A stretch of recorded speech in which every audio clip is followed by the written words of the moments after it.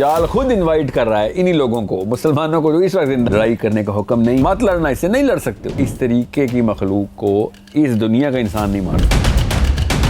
اگر تو یہ دجال ہے تو یہ وہ مخلوق ہے، یہ تلوار سے نہیں مرنا۔ عیسیٰ ابن مریم علیہ السلام کی سانس کی حرارت کہ دجال کو عام بندہ مار ہی نہیں سکتا، نبی مارے گا۔ اب دجال اگر آنا ہے جس کی اتنی تعداد میں حدیثیں ہیں تو پھر اس کو مارنا بھی تو ضروری ہے نا، تو مارنے کا فارمولہ بھی تو ہمیں پتہ ہے کہ تو نبی نے مارنا ہے۔ اس کا مطلب ہے کہ دجال خود انوائٹ کر رہا ہے انہی لوگوں کو، مسلمانوں کو جو اس وقت زندہ ہیں، جو یہ پروگرام دیکھیں گے، کہ اگر دجال کو آپ نہیں انکار کر سکتے تو عیسیٰ کے واپس آنا ضروری ہو گیا آپ کے لیے۔ دجال خود انوائٹ کر رہا ہے عیسیٰ ابن مریم کو، ٹھیک ہے۔ اب بہت ضروری ہے کہ آپ کو اصحاب کہف کے تھرو یہ بات کلیئرٹی کے ساتھ بتا دوں کہ اپنے ٹائم کے اوپر جب دجال نے طاقت لگائی تھی، جو بھی بادشاہ تھا، تو ہمیں بھاگنے کا حکم ہے، وہاں سے بھاگنے کا، لڑائی کرنے کا حکم نہیں ہے۔ ایکچولی لڑائی نہ کرنے کا حکم ہے کہ مت لڑنا، اس سے نہیں لڑ سکتے ہو، جو مرضی کر لو، اس لیے نہیں کہ تمہارے اندر طاقت کم ہے۔ یہ جس طریقے کی مخلوق ہے، اس طریقے کی مخلوق کو اس دنیا کا انسان نہیں مار سکتا۔ یہ غور سے سمجھ لیں، اس کا ثبوت دیتا ہوں میں آپ کو۔ ابن سیاد ایک ایسا بچہ پیدا ہوا کہ جو نبی علیہ السلام کے ٹائم پہ ادھر ہی مدینے میں، کہ لوگوں نے کہا کہ بالکل ہی کوئی عجیب مخلوق پیدا ہو گئی ہے۔ دجال کے بارے میں اتنی ٹریننگ تھی صحابہ کی کہ لوگوں نے ڈائریکٹ دجال کا ہی نام لیا، یہ نہیں کہا کہ کوئی عجیب مخلوق، دجال پیدا ہو گیا۔ اتنے ٹرین تھے صحابہ۔ اور سمجھیں کہ آج کل کا مسلمان دجال کے اوپر کوشچن مارک رکھ کے بیٹھا ہوا ہے۔ ادھر ایک عام بچہ پیدا ہوا ہے جس میں کچھ ایسی خصوصیات ہیں جو کہ غیر معمولی ہیں، اور صحابہ نے سب سے پہلے دجال کا لفظ سوچا۔ ہم تو کبھی 10 دفعہ پیدا ہو جائے ایسی چیز ہم نہ سوچیں، کیونکہ دجال کے اوپر ہم بالکل ہی صرف نظر کر کے بیٹھے ہوئے ہیں۔ پروفیٹ صلی اللہ علیہ وسلم خود گئے، نبی علیہ السلام ساتھ صحابہ بھی گئے، اور اس تفصیل میں ابھی نہیں جا رہا ہوں، مگر اس بچے نے واقعی میں پہلے تو بدتمیزی کی نبی علیہ السلام کے ساتھ۔ چھوٹا سا بچہ ہے، اور ایسے اس نے کچھ ایسے سوال پوچھے اور کچھ ایسے جواب دیے نبی علیہ السلام کو جو کہ بہت ہی غیر معمولی۔ سب چونکے کہ یہ کیا ہو رہا ہے۔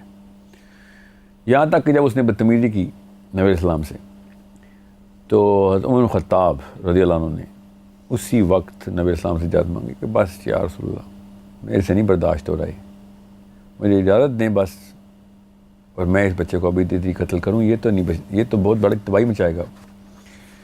اب غور سے سمجھیں اس بات کو، جہاں تک میں لے کے آنا چاہ رہا ہوں کہ نبی علیہ السلام نے شاہ فرمایا کہ عمر بن خطاب،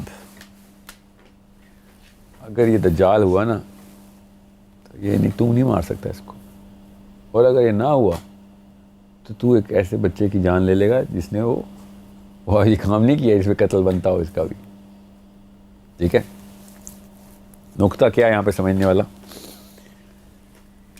کہ عمر بن خطاب 7 فٹ کے عمر بن خطاب تلوار نکال رہے ہیں، ایک بچہ کھڑا ہوا ہے سامنے۔ یہ سمجھنے والی بات ہے کہ عمر بن خطاب تلوار نکال کے کھڑے ہوئے ہیں، جن سے لاکھوں نہیں تو ہزاروں کفار قتل ہو چکے ہیں ان کی تلوار سے، الگ الگ لڑائیوں میں، مگر نبی اسلام کہہ رہے ہیں کہ یہ تیری تلوار سے نہیں مرنے والا۔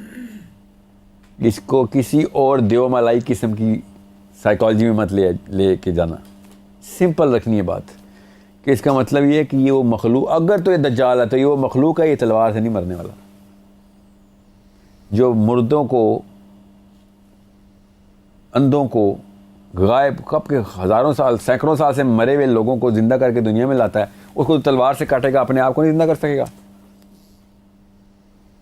اور سمجھیں یہ ٹیکنالوجی ہے، یہ لفظ ٹیکنالوجی جو ہے نا، اس کی سائیکالوجی کسی اور لیول پہ، اصل میں یہ ٹیکنالوجی ہی ہے، وہ جیسی بھی ہے، جس بھی دنیا کی ہے، وہ ایک ایسی مخلوق ہے کہ جو اس طریقے سے ڈیتھ کا کانسیپٹ نہیں آپ اس کے اوپر انٹروڈیوس کر سکتے، جس طرح کہ ہم مرتے ہیں کہ جسم سے ڈیتھ ہونی اس کی، کیونکہ عمر بن خطاب اور تلوار یہ 2 کانسٹنٹس ایسے ہیں جو کہ کسی بھی انسان کو مارنے کے لیے کافی ہیں کہ اگر ایک انسان عمر بن خطاب دوسرے انسان پہ تلوار چلا دے تو مر جائیں گے.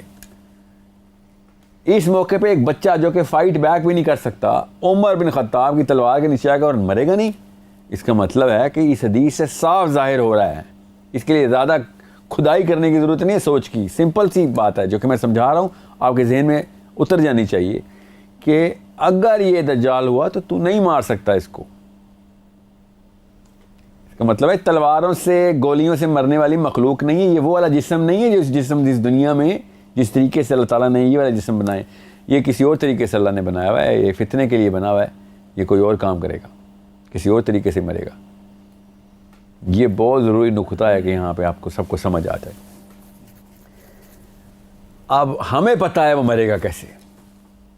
یاد رکھیے گا میں اصحاب کہف کا پیرایا باندھ رہا ہوں ادھر, یہ تمیز ضروری ہے کہ آپ کو پتہ ہو. ہمیں مرے گا پتہ ہے کہ وہ مرے گا کیسے. ہمیں کیا بتایا گیا ہے کہ وہ کیسے مرے گا؟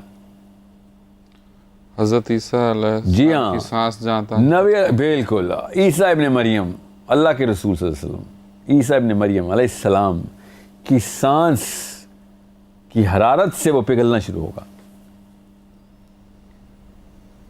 ٹھیک ہے, حضرت عیسیٰ ابن مریم سی آف گیلیلی کے پاس ایک نازرت نامی گاؤں میں پیدا ہوئے. حضرت مریم کی اولاد ہیں, ہزاروں لوگوں نے ان کی سانس محسوس کی ہے. انسان تو دوسرے انسان کی سانس سے نہیں پگھلتا, سمجھ رہے ہیں. اور بڑے دشمن تھے حضرت عیسیٰ ابن مریم کے, اس طریقے سے تو ایک بھی نہیں مارا, نہ ہی کوئی ایسے ریکارڈڈ ہسٹری ہے ہمارے پاس. اللہ کے دشمن تھے, اللہ کے نبی کے دشمن تھے, وہ کیا کیا قتل کرنا چاہتے تھے. وہ تو نہیں کہ مرے حضرت عیسیٰ کی سانس پگھلنا شروع ہوگا, ایسے بھی نہیں مرے گا نا. حدیث کیا ہے, جیسے پانی نمک پانی میں پگھلتا ہے, اس طریقے سے اس کا جسم پگھلنا شروع ہوگا. یہ انسانی سطح پہ پاسبل نہیں ہے کہ میں کسی کے جسم کی حرارت سے اگر سمجھ لیں مر بھی جاؤں, کوئی وائرس آ جائے میرے اندر, سانس سے وائرس بھی تو آتا ہے نا, ایئر بورن وائرس ہوتا ہے, تو میں مر بھی جاؤں تو میں پگھل کے تو نہیں مروں گا نا اسی وقت. یہ اسی وقت مرے گا جب عیسیٰ ابن مریم کو دیکھے گا, اور جب دیکھے گا اسی وقت آخری دن چلنا شروع ہوگا اس کا. جیسے ہی اس نے سانس محسوس کرنی ہے ایسے پگھل کے بھاگے گا اور پگھل رہا ہوگا, پگھلتے ہوئے بھاگ رہا ہوگا اور اس دن ہی مرے گا. ایک تلوار ایک گولی نہیں چلنی اس کے اوپر. یہ کافی ہے یہ ضرب حضرت عیسیٰ کی سانس مبارک کی. سو اس کا مطلب یہ ہے کہ جب حضرت عیسیٰ اس وقت دنیا میں موجود تھے تب یہ والا کام کسی اور انسان کسی اور مخلوق کے اوپر نہیں چل رہا تھا. جدھر وہ گئے ہیں اور جدھر سے انہوں نے آنا ہے, یہ غور سے سمجھیں اس بات کو, جدھر وہ گئے ہیں اور جدھر سے ادھر انہوں نے, اس پورے کے پورے علاقوں جو بھی دنیا ہے جہاں پہ وہ گئے ہیں, جس بھی آسمان پہ, چوتھے 5ویں آسمان پہ,